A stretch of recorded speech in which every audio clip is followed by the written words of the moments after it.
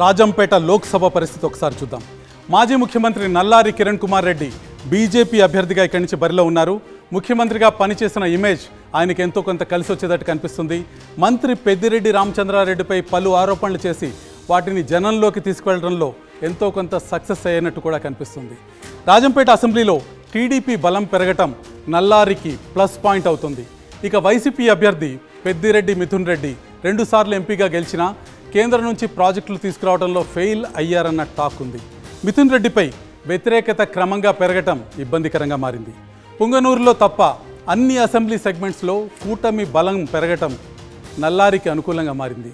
ఓవరాల్గా బీజేపీ అభ్యర్థి నల్లారి కిరణ్ కుమార్ రెడ్డి ఇక్కడ నుంచి గెలుస్తారని ఆర్టీవీ చెప్తోంది.